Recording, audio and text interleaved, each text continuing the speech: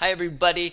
Today what I want to focus on is something we all inevitably will encounter as writers, that writer's block. Those times when we just feel we cannot move our work forward, we don't have any inspiration, we feel lost and confused. So I put up here, my title pays tribute to an excellent writer, Anne Lamott. She has a book out called Bird by Bird, and if you haven't heard of it or you haven't checked it out, please do think about getting it from your library or ordering it off of Amazon. It is such an excellent book about writing, and I think you'll really feel enriched after reading it. And I've taken a lot away from it, and in this presentation I'll actually hit on some of the points that resonated with me from her book, and also from my own personal experience as a writer to hopefully help you develop some strategies and getting over that block. So let's get into it. So facing the blank page, it's terrifying to see it, right? Whether it's your journal, if you start in old school way with paper, or most likely the blank screen. So here's some quick, easy tips that I think you just want to carry with you no matter what the writing assignment is. 1, loosen up. This isn't about, rigidity and being perfect in the beginning. You have to be comfortable with being fast and messy, getting those words on the page. Maybe a lot of them are going to have to be changed or cut or polished, or that's okay. That's what happens with writing. But the first big step is to just get that writing on the page. And you'll see my last point up here, to silence the inner judge. If you're anything like me as a writer, as you get going, you have that voice in the back of your mind that's telling you everything you're doing right now is garbage. It's not good.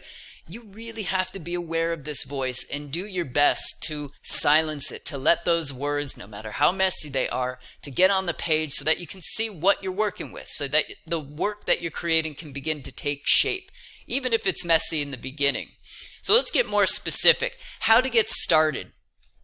I want to write down, just from my own experience as a writer, some do's and don'ts that have worked for me, through graduate school and beyond. So here from my own, don't aim for perfection in the beginning.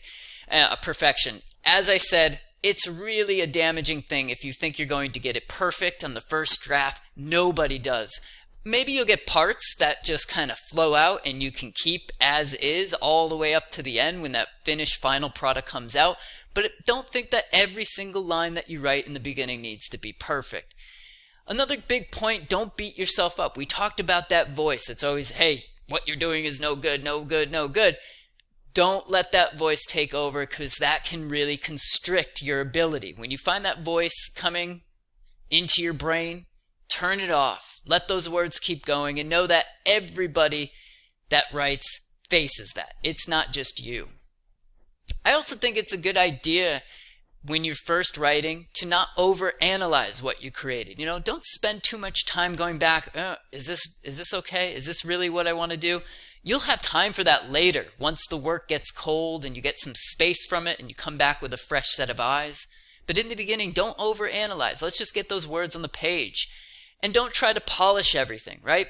You're probably going to have some, surface errors, those common fragments and run-ons and maybe comma splices and spelling errors, but that's stuff that can be fixed and ironed out down the road once you have a better idea of what you've created and where you want to take your work. But the beginning should not be a time for polishing. And try not to tread too carefully. Don't be too precious. Don't be too careful. Like I said, loose and messy. Just get those words on the page in the beginning, and then you can come back and then you can start to do the revisions. But in the beginning, let's be loose and messy. So here, this is good stuff to keep in mind that you actually want to do as a beginning writer, no matter what the assignment is. Vomit out those words. Get them on the page. Just start writing. Sometimes free writing can be good. And sometimes it's not even in front of your computer. Maybe you do better if you just start an assignment and it's just free writing on a pad with pen if you're old school. But to try to lift some of the pressure off, to be loose and open-minded. All right, I think that I'm taking my paper this way, but hey, as I started writing, I see that it's bringing me a slightly different direction. That's okay. Be loose, be open-minded in those beginning stages, and let those surprises kind of guide the work, because you might actually surprise yourself and say, wow, this is turning out to be a much different paper than I originally intended, but I do like this new direction. It seems like it's just natural and it's It's bringing me down a path I didn't expect. That's good. Let the mistakes happen. Like I said, those first few, times when you're facing the blank screen, it's going to be messy. There's going to be errors. That's okay. Let them happen. You can have plenty of time down the road to go back and fix those errors, to reorganize your paper, etc. Keep exploring. This is as a writer, as a researcher. Like I said, you might go in with a set idea of what you want the assignment to be, what you want the product to be, but writing's mysterious, and sometimes the words take you on a different path than you thought. That's good. I think that's one of the best parts about writing, is kind of the self-discovery aspect of it, whether it's a personal essay type paper or even an academic research-based assignment. There will always be surprises, and really pay attention to them. And I would say let them guide you in the beginning. Be as open-minded as you can, be as flexible as you can, be as loose as you can. And as I put on here, the last bullet point, allow the words to lead. And what I mean by that, again, is just let those surprises happen. Don't try to control everything and just fit it into a certain pegged shape that you had in mind, because oftentimes, that's not how it goes. The way we pictured it, there are always going to be little twists and turns that surprise us in our writing. Let those happen. Look at this poor man. Does that ever look like you? That looks like me sometimes. The migraine kicks in. I don't know what to do. Here are the usual suspects I've found with both myself and working with students for so many years that really restrict our ability to get going on an assignment. And the first common usual suspect is distractions. Our distractions. And what I mean by this is, the phone. The TV. People coming in and out of the room. All of those distractions make it almost impossible to really tap in to the assignment, to the writing, and to get in your groove. So how can you limit those distractions? Can you flip your phone upside down? Can you even leave it out of the room that you're writing in? I think sometimes phones just give off that buzzing, like, pay attention to me, pay attention to me. And the second we get a text or an update or a notification, boom, our eyes are on the phone and we're gone from the assignment. So how can you limit those distractions to give yourself the most the space to really plug in? How can you do that? You do have control over some of those distractions, so try your best. Insecurity, sometimes we go in and we don't feel like we have what it takes to write the assignment. Again, try and turn the volume down on that voice. It's impossible, I think, to eliminate it entirely. And then rigidity. Remember, we try to have the paper come out like this, but sometimes it doesn't, so we have to switch gears, and that's okay. When we get lost, we tend to despair. So maybe it is good to have a brief outline sketched out so that you can refer to it in those moments when you're lost in the woods. And then I find that sometimes students just feel uninspired, right? I just can't write today. All right, give it a shot, but it's good, I think, to get up, take some time away from the paper, to read, to think about what you're doing. And sometimes it's not always the best thing to just sit and chain yourself at the desk. When you're feeling overwhelmed and confused, same deal. Can you take some time to breathe, to get away from the paper, to kind of look at it with some more distance? Those are the usual suspects, and I imagine that a lot of you can relate and know that, that's happened to me for sure. All writers experience this. It's not just you. Don't worry. Help, I'm stuck. So here are some concrete ideas on how to really get going and trying to, give yourself as many advantages as you can, because writing is such a hard, mysterious thing. First one I put up here has helped me a lot. Figure out your writing time. Do you work best when it comes to a writer early in the morning, late at night?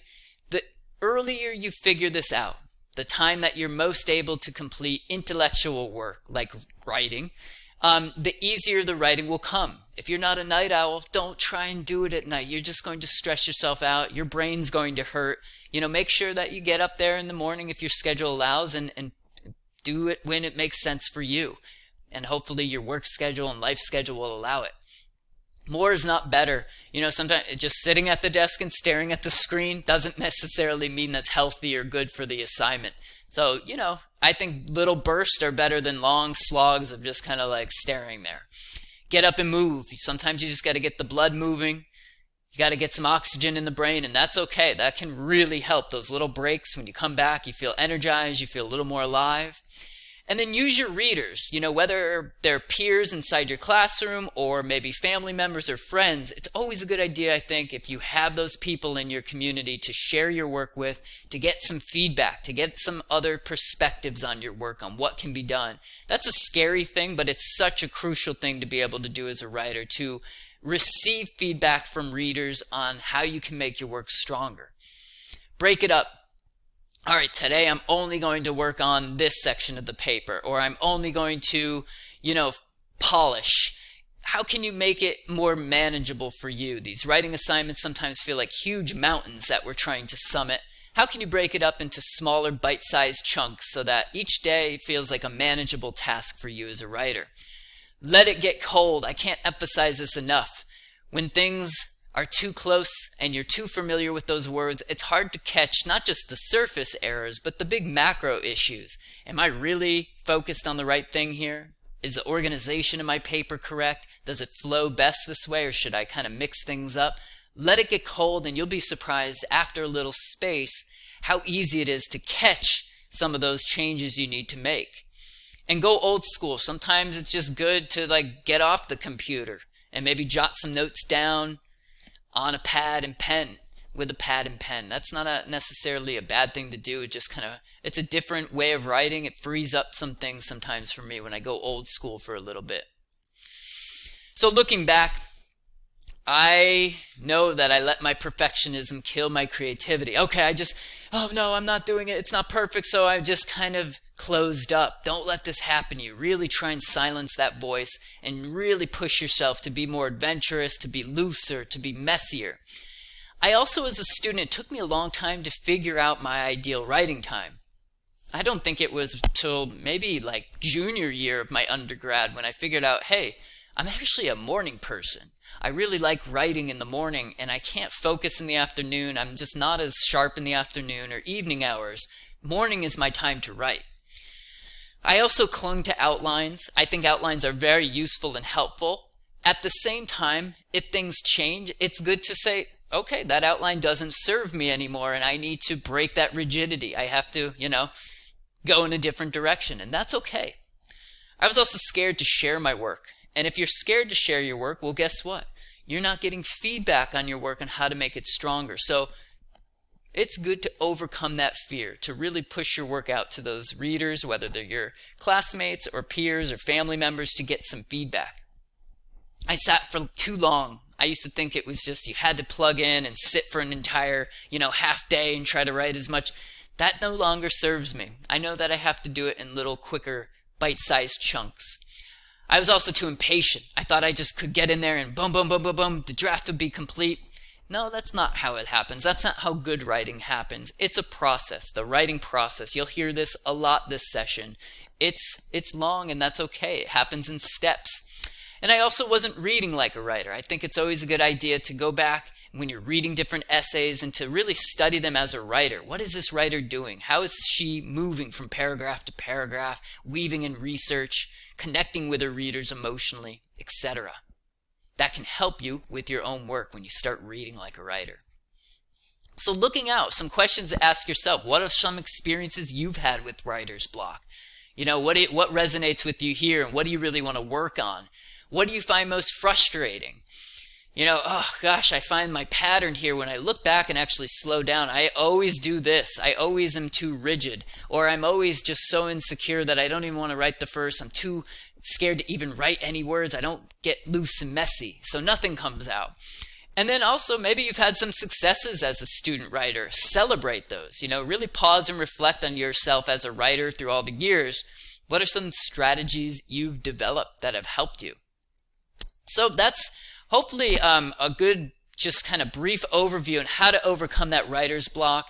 Like I said, it's not just going to be in this class that you'll experience it. You'll experience it as a writer all the time, whether it's in the college setting, school setting, or in the workplace. It's hard to write, but hopefully you now have some strategies, and you can always go back to this brief mini lecture to get a recap on how to hopefully overcome that dread that we all experience. Okay, everybody, take care.